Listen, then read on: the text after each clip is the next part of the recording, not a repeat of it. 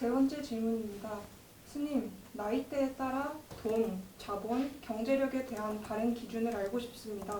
예를 들어 사회 초년생, 결혼 초기, 자녀 양육 시기, 은퇴를 준비하는 중년, 은퇴 후 노년입니다. 만일 제한된 시간 안에 너무 내용이 방대하다면 은퇴를 5에서 10년 정도 앞둔 중년 시기에서 돈에 대한 바른 기준을 알고 싶습니다.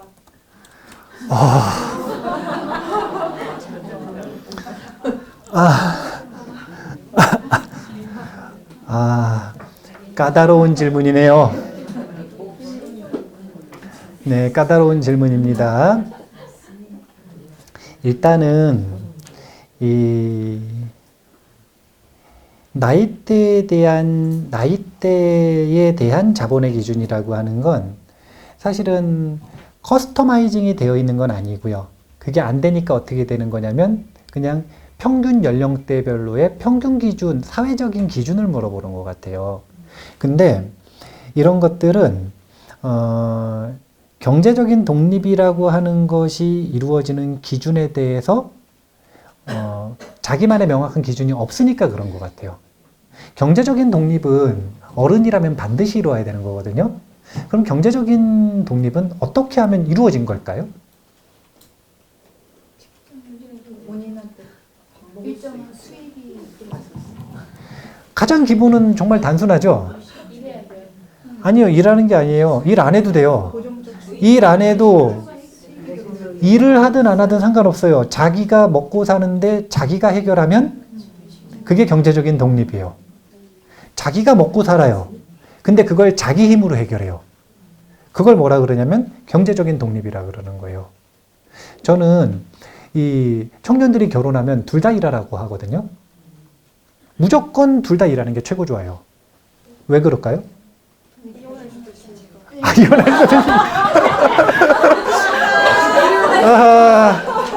지금 엄마 있는데 그런 답변을 하면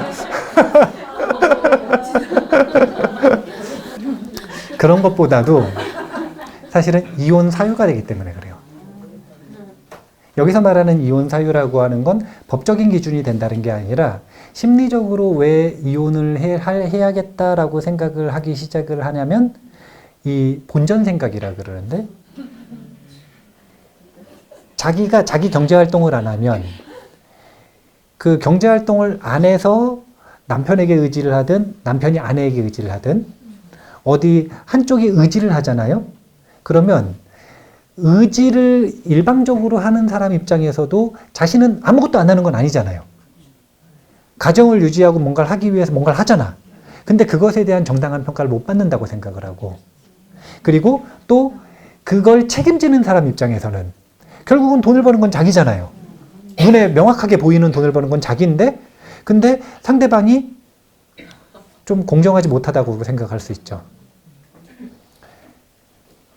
근데 돈을 안 버니까 자기한테 잘해주기라도 하면 괜찮은데 근데 그렇지 않으면 이거는 공정하지 못한 일이라고 생각하는 거예요. 이런 생각이 들기 시작하는 게 바로 본전 생각이에요. 이런 본전 생각이 일어나면 그 생각을 바탕으로 해서 합리적인 다른 이유를 가지고 이혼을 하는 거예요. 합리적인 다른 이유들. 그래서 무조건 어른은 자기 입벌이는 자기가 하는 게 가장 베스트다. 자, 기준이 나왔죠. 경제적인 독립이라는 건 자기가 먹고 사는데 문제가 없으면 돼요.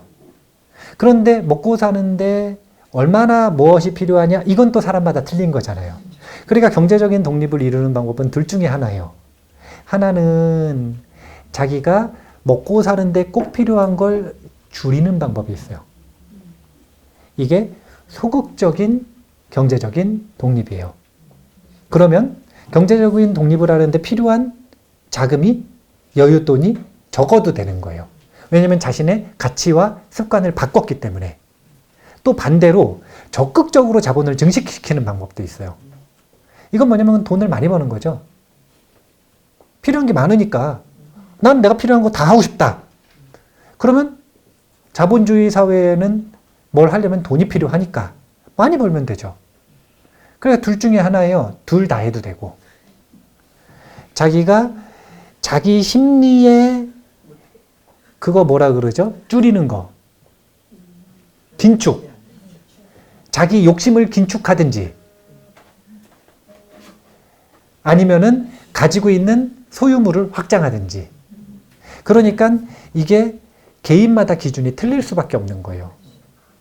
자기가 가지고 있는 필요함의 욕심을 줄이는 방법을 알려드릴게요. 뭘 구분할 수 있어야 되냐면 원하는 것과 필요한 것을 구분할 수 있어야 돼요. 원하는 것과 필요한 걸 구분하는 방법은 뭘까요? 없어도 됩니다. 써야 돼요. 절대로 머리로 생각하면 안 돼요. 머리로 생각하면 객관화되지 않았기 때문에 살이 붙고 허상이 돼버려요. 쓰면 객관화를 딱 시켜놓는 거거든요. 그래서 끊임없이 써봐야 돼요. 이게 내가 원하는 건지 필요한 건지를 목록을 계속 업데이트하면서 자기를 지켜봐야 됩니다. 한 번 썼다 그래서 끝나는 게 아니에요. 일주일 뒤에 다시 한번 가슴에 손을 얹고 딱 보면 필요한 거라고 적어놨어요, 분명히. 근데 보니까 필요한 게 아니었던 거예요.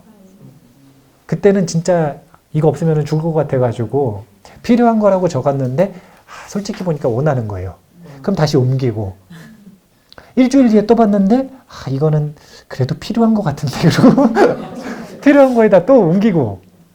이게 뭐냐면 원하는 것과 필요한 것, 필수품과 사치품의 밸런싱인데 이 밸런싱에 따라 필요한 자본은 달라지는 거예요. 나이대에 따라 달라지는 게 아니에요.